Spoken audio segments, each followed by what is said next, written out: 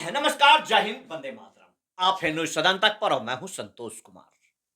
वर्तमान में धर्म को लेकर जो थोपने की प्रक्रिया है, इसका मैं खुली तौर पर विरोध करता हूं। धर्म आपका धर्म, हम सबका धर्म, हम सबको पूर्ण रूपेण अधिकार देता है कि आप अपने इच्छा अनुसार, अपने बुद्धि विवेक के अनुसार अपने धर्म का संचालन या पूजा पाठ कर सकते हैं। खास करके सनातन संस्कृति में जहां विधि विधान निर्धारित नहीं है पूजा पाठ का। लोग अपने पितरों में ईश्वर को पाते हैं, कुछ लोग माता पिता में पाते हैं, कुछ लोग गुरु में पाते हैं, कुछ लोग चर अचर अचर सभी जितने भी हैं जीव जंतु सब में ईश्वर को पाते हैं। वहां पर राजा राम जी के बातों पर मतभेद हमें बड़ा बुरा लगा। यहां पर अगर गांधी जी के द्वारा कही गई आज तक हमें सुनाई गई बातें यदि गलत थी, रघुपति राघव राजा राम, पतित पावन सीताराम, अल्लाह ईश्वर तेरो नाम, सबको सम्मति दे भगवान, तो साहित्यिक रूप से एक बार समझ लेना बहुत जरूरी है। समझना बहुत जरूरी इसलिए है ताकि देवी जैसी कलाकार को, देवी जैसी गायिका का अपमान ना हो, बिल्कुल अपमान ना हो। कला किसी भी शाब्दिक घटना और मर्यादा के बंधन में नहीं है। कला गायन लता मंगेशकर जैसे स्वर कोकिला के स्वर में जो लिखकर दिया जाता था उसे वो स्वर बांधते थे। यानी कि देवी कहीं से भी आज तक गाए हुए भजन को गाकर माफी मांगने की बात हो ही नहीं सकती है। यह तो महानता समझिए उस देवी का कि वहां पर धर्म के ग्रंथ लेकर के चलने वाले पूर्व सांसद अश्वनी चौबे जी ने जबरदस्ती अपने धौस से माफी मंगवा लिया, और ये आज एक गायिका, चूंकि उनके पास वक्त नहीं है, इनके ऊपर मुकदमा नहीं कर रही है। अब हम बात करते हैं वास्तविक स्वरूप में। मेरे सामने राष्ट्र ध्वज है, मेरे पास रामचरितमानस है, जो लगभग मैं करीब करीब 20 साल की उम्र में इस रामचरितमानस का अखंड पाठ कर चुका हूं, और आज लगभग 50 साल से ऊपर का हूं, और आज तक मेरे पास है। मुझे लगता है कि इन तमाम लोग बात करने वालों में से किसी लोगों ने भी संपूर्ण हमारे रामचरितमानस का अध्ययन नहीं किया होगा, बिल्कुल नहीं किया होगा। अगर इस संदर्भ में आपको बात करना है तो सबसे पहले आपको छाती से स्मरण लगा करके इस महाचरित्र का गहन करना होगा। राजा रामचंद्र जी के बारे में समझना होगा आपको।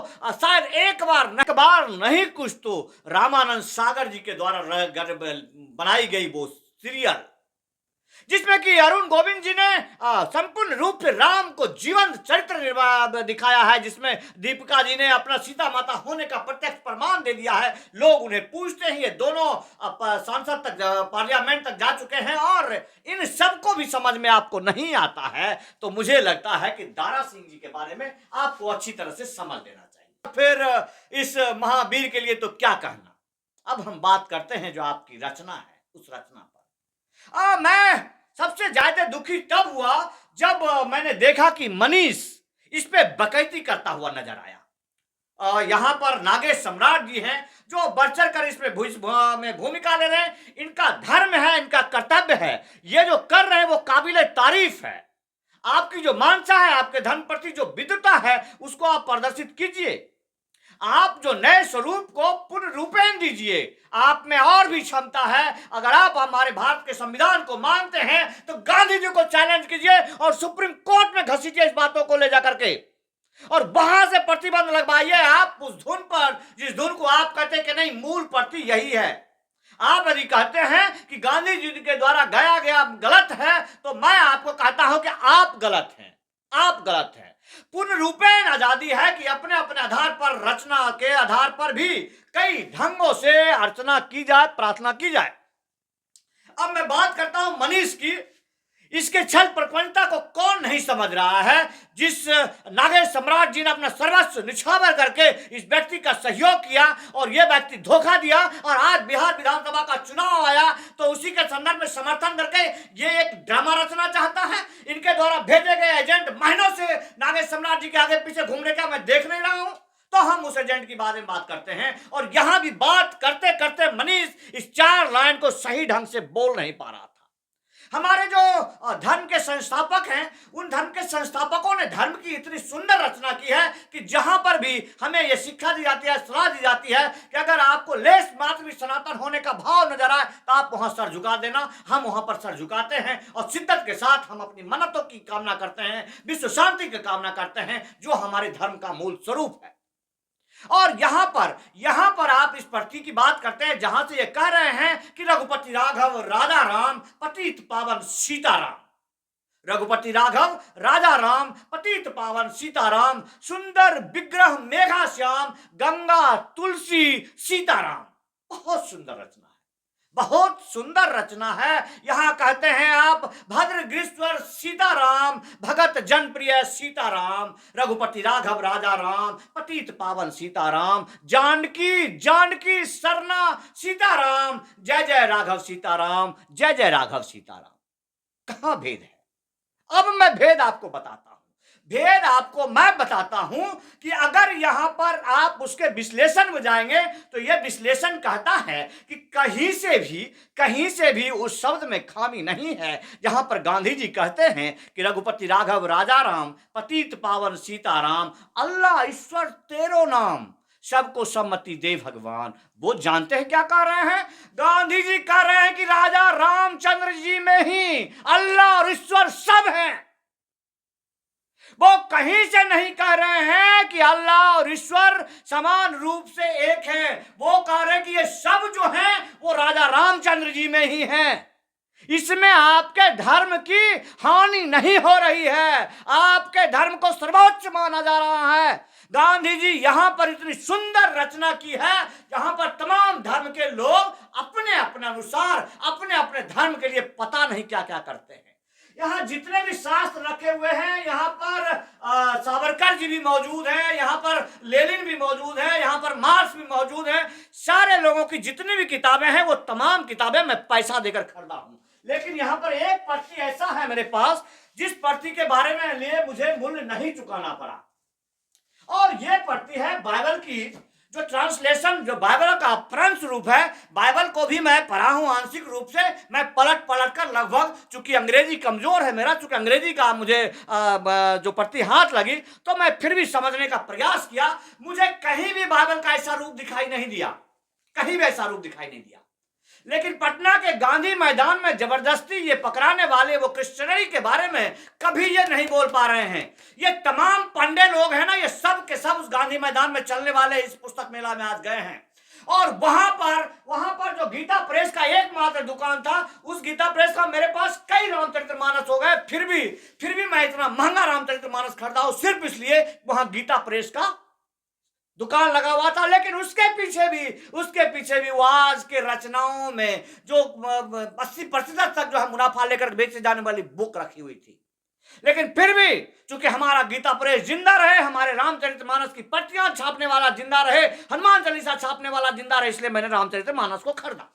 लेकिन वहीं मुझे मुफ्त में एक किताब मिला, वहीं पर मुझे ये मुफ्त में किताब मिला जिसके अंदर फॉन्ट इतना छोटा है कि मुझे लगता है कि अगर टाइपिंग और कंप्यूटर में आप जाएंगे तो ये फॉन्ट जो है ये मुझे लगता है 4-5 का फॉन्ट है, जो कम से कम हम यदि कभी लिपिक का काम करते थे तो मिनिमम छोटा से छोटा एडजस्टमेंट करना होता तो 8 के फॉन्ट में यदि हम कर देते थे तो हमारे अधिकारी डांट देते थे कि क्या संतोष, क्या समझते हो कि सबकी आंखें तुम्हारी जैसी होगी क्या? तो इतना छोटा 8 के फॉन्ट में यदि मैं कभी लेटर टाइप कर दिया तो मैंने डांट सुना है। और यहाँ जो फॉन्ट है ये 4-5 का फॉन्ट में छापा हुआ ये बाइबल की पर्चियां जब मुझे मिलती है, इसका विरोध करने वाला वो पंडा कहां मर गया जो ये कहते हैं कि रघुपति राघव राजा राम पतित पावन सीताराम, अल्लाह ईश्वर तेरो नाम कहना गलत है। ये कहने वाले इसके जुबान में है इस मनीष कश्यप सन ऑफ बेकार, जो यहां पर इस तरह घटिया सिर्फ और सिर्फ राजनीति का नंबर रचने के लिए 25 के विधानसभा चुनाव में अपना रंग रखने के लिए जो बकवास कर रहा है, इस बकवास में सत्यता है? या फिर मैं पूर्व सांसद अश्विनी चौबे जी को चैलेंज करता हूं कि मेरे सामने आइए कि इस रचना को मैं कम से कम 2 घंटा तक गाता रहूंगा और रचना कभी खत्म नहीं होगा। सामने चलते चलते आज हम एक लाइन आपसे बात करते हैं, क्या इस रचना में खामी है कि बद्री काशी मथुरा धाम राधे कृष्णा सीताराम, बद्री काशी मथुरा धाम, राधे कृष्णा सीताराम, रघुपति राघव राजा राम, पतित पावन सीताराम, रघुपति राघव राजा राम, पतित पावन सीताराम। सीताराम सीताराम सीताराम सीताराम, चलो अयोध्या दशरथ धाम, चलो अयोध्या दशरथ धाम, रघुपति राघव राजा राम, पतित पावन सीताराम, पतित पावन सीताराम। मैंने 2 लाइन आपको यही कहीं रच के दे दिया, और ऐसी रचना मैं घंटों तक करता रहूं तो खत्म नहीं होगा। और यह विद्वता ना ही पूर्व सांसद अश्वनी चौबे में होगा, और ना ही ये विद्वता इस मनीष कश्यप में होगा, ना ही वो धर्म की चोला पहने हुए लोगों में होगा जो इस प्रकार की बातें करते हैं। हमारा धर्म यहीं खत्म नहीं होता है, ये भजन यहीं खत्म नहीं होता है। हम लोग की जो बेसिक शिक्षा स्टार्ट हुई उसमें हम लोग सुबह की उठने ही ठाकुरबाड़ी की घंटियों से दौड़कर प्रसाद के लिए ही सही दौड़कर जाते थे। अगर वहां पंडित जी जो भजन गाते थे उनका भजन का स्वरूप छोटा ये नहीं था, बिल्कुल वो बिल्कुल कभी नहीं कहते थे कि अल्लाह ईश्वर तेरो नाम, लेकिन उनका स्वरूप खूबसूरत होता था। वो ऐसे कहते थे, बोल बुतरुआ सीताराम नहीं लगेगा कौड़ी दाम, बोल बुतरुआ सीताराम नहीं लगेगा कौड़ी दाम, रघुपति राघव राजा राम, पतित पावन सीताराम, पतित पावन सीताराम। उनका कहने का कहलाने का सिर्फ तात्पर्य था कि हमें रघुपति राघव को भजना है, हमें सीताराम सीताराम कहना है। और इसको गांधी जी ने यह कह दिया कि रघुपति राघव ही सभी धर्मों के समान है, तो मुझे लगता है कि शायद आपको कुछ समझने की जरूरत है, कुछ कहने की जरूरत है। अगर सगल धर्मों में सर्वोच्च सम्मान हमारे हैं मर्यादा पुरुषोत्तम राम, तो इसमें समझ लेना चाहिए। अब अंत में जाते बाते मैं उनको बता देता हूं कि जो धर्म के नाम पर विग्रह करते हैं, जरा एक बार इस्लामिक लोगों से समझ लेना कि उनका जो कलमा कहता है ला इलाहा इल्लल्लाह मुहम्मद रसूल अल्लाह, ला इलाहा इल्लल्लाह मुहम्मद रसूल अल्लाह, जिसमें कि साफ तौर पर यह कह रहा है कि हमारे अल्लाह के अलावा किसी का अस्तित्व नहीं है, हमारा अल्लाह ही सब कुछ है। और उनसे तो सीख लो, कम से कम उनसे सीख लो जो अपना पाठ तुम्हारे ऊपर थोपते हैं। अगर तुम्हारे राजा राम जी के बारे में कोई कहता है, गांधी जैसे विद्वान आदमी कहते हैं कि राजा राम जी ही सर्वोच्च है, यही सर्वधर्म के ऊपर है, इन्हीं में सब कुछ है, इन्हीं में अल्लाह ईश्वर है, यही भगवान है, तब तो आप भेद खोजते हैं। ज्ञान की कमी, साहित्यिक ज्ञान की कमी। लेकिन यहां पर अगर देवी जी जैसे गायिका का अपमान हुआ है, इस अपमान के बारे में उबलना चाहिए था बिहार को, उस पंडे का बहिष्कार करना चाहिए था, जो एक बार वो लोगों को बहिष्कार करना चाहिए था जो अंबेडकर अंबेडकर अंबेडकर जिस नामों का सिर्फ रटन मात्र से उबल पड़े। उन लोगों ने कैसे महसूस कर लिया कि देवी जैसी गायिका का अपमान हुआ, जो संपूर्ण रूप से आज के संस्कृति का पालन कर रही है, जो कभी अश्लील गाना नहीं गाती है, और इतने सजदे के साथ उसने बुजुर्ग लोगों का सम्मान किया और तुरंत माफी मांग लिया। क्यों नहीं इनके साथ लोग खड़े हुए? या फिर देवी जी को भी चाहिए था कि कोर्ट में इनको घसीट करके फिर से इस एनएसए एक्ट करने वाले इस द्रोही को दोबारा जेल में डाल देना चाहिए। आज इसका तेवर जितना बकैती कर रहा है ये उस योग्य नहीं है कि बाहर निकले, उस योग्य नहीं है ये। और ये चुनाव लड़ने का सपना देख रहा है, सैकड़ों युवाओं को भटका करके, सैकड़ों युवाओं को जेल भेज करके, और ये नौटंकियां कर रहा, खुद अपनी दुकान चला रहा है ये, और इसका दुकान हम चलने दें? लोग कहते छोड़िए ना, अपने दम पर साधारण घर का युवा है, ये साधारण घर का युवा है। एक सैनिक का बेटा साधारण हो ही नहीं सकता है। और जिसने जो तरह से हमारे राष्ट्र का अपमान कर रहा है, जिस तरह हमारे धर्म का अपमान कर रहा है, इसको छोड़ दें, कैसे छोड़ दें? जिसके वजह से 2 साल तक मैं जेल में रहा, कैसे छोड़ दें इसको? और अब तक हमारे राष्ट्रद्रोह के रास्ते पर निकल गया ये। जैसे का तैसा वसूल नहीं है, ये जैसे का तैसा हो गया, जहां का वातावरण के मुताबिक ढल गया। तो ऐसे लोगों पर कभी मैंने इसको हनुमान चालीसा का पाठ पढ़ती बांटते हुए नहीं देखा, कभी मैंने इसको रामचरित्र बांटते हुए नहीं देखा।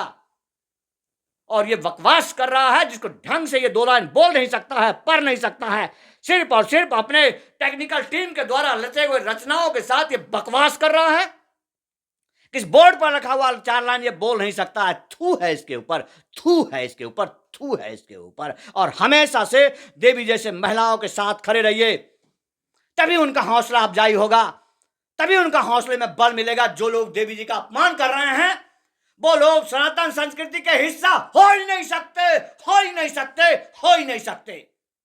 यदि दम है तो गांधी जी पर चैलेंज करो, दम है तो मरे हुए गांधी जी के ऊपर ही मुकदमा करो, अगर तुम्हारे अंदर दम है तो। लेकिन एक लफ्ज अगर गांधी देवी जी के लिए बोलते हो तो समझ लो तुम अपनी मां बहन के लिए बोल रहे हो, अपनी बेटियों के लिए बोल रहे हो, लेकिन उसमें तो तुम्हारा कोई लेना देना नहीं है। इसका पूरा खानदान ही इसका ऐसा है। इसकी ये फुटबॉल को सब लोग लात मारते हैं। क्यों मारते हैं? इसलिए मारते हैं कि तूने अपने भीतर हवा भर रखी है, तू हवा निकाल दे, कोई लात नहीं मारेगा। क्या बात है। वो लातें तब तक ही पड़ती हैं जब तक घमंड की हवा होती है। जिसके अंदर घमंड की हवा होगी उसको ही लातें पड़ेंगी, बातें पड़ेंगी। घमंड की हवा निकाल दो तो कोई लात न मारेगा। चलो